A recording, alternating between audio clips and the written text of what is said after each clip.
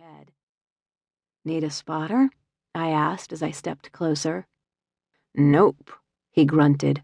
"I got it." Dave's face was red with strain, and sweat rolled down his cheeks to drip on the dusty mat below him. He wasn't wearing a shirt, and even more sweat collected on the muscles of his chest. "Yeah? You read that right.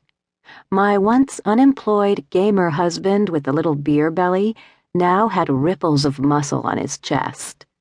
He was even starting to get some abs. Hot."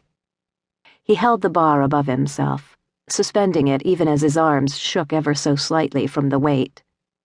With another grunt, he eased the bar back into place on the rack. Once it was steady, he reached up to wipe away the sweat from his brow with the back of one gloved hand. His gaze slipped over to me slowly as he did it. "So, what was this one about?" he asked, as he set his hands back in place and pressed the heavy bar upward again. This time I counted the weight plates and blinked in surprise.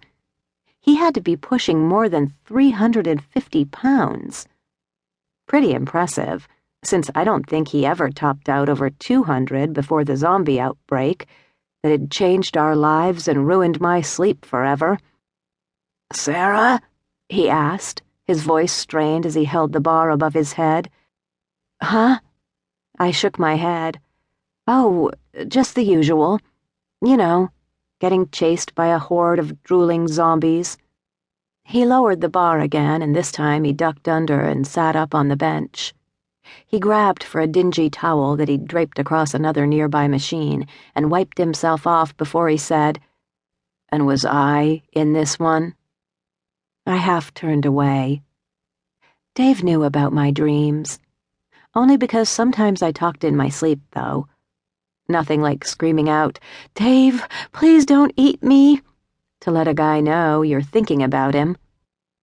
"I'll take that as a yes," he said softly. As he peeled off his weight gloves, he pushed to his feet. When he opened his arms, I stepped into them without hesitation, despite my troubling dream and his stinky body. "I'm okay, you know," he whispered, after he'd given me a rather sweaty hug for a few minutes.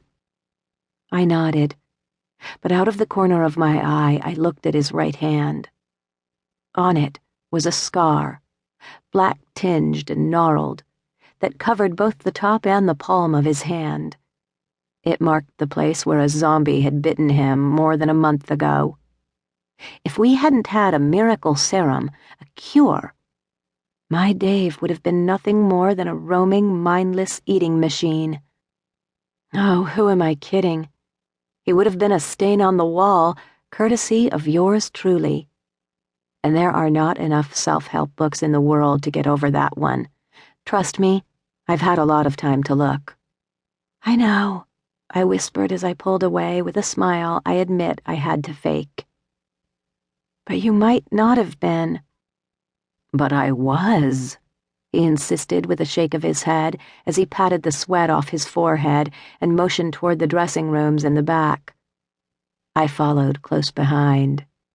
"I know," I said with a sigh, "and I guess our personal experience is pretty good proof that the cure worked. So now we just have to get it to the Midwest wall." Dave was silent as he hesitated at the door marked Men. His frown made my own fake smile fall. "Okay, so this rumor about a wall in the Midwest, one built by the government at the beginning of the outbreak to cut off the zombie infection from the rest of the country, we both knew it was a long shot, but we kept moving toward it despite our misgivings, kept hoping it wasn't all a colossal fake-out. If it was, well, I had no idea what we'd do then. We'd have one vial of a cure and no one to give it to. Plus, since it had taken us a month to get from Phoenix, Arizona to Oklahoma City, we had to figure it would take us another month to get to the wall, which would put us smack dab in the middle of a Midwest winter, complete with snow, ice, and frigid temps. Fun, huh? Yeah, sounded like a freaking laugh riot to me.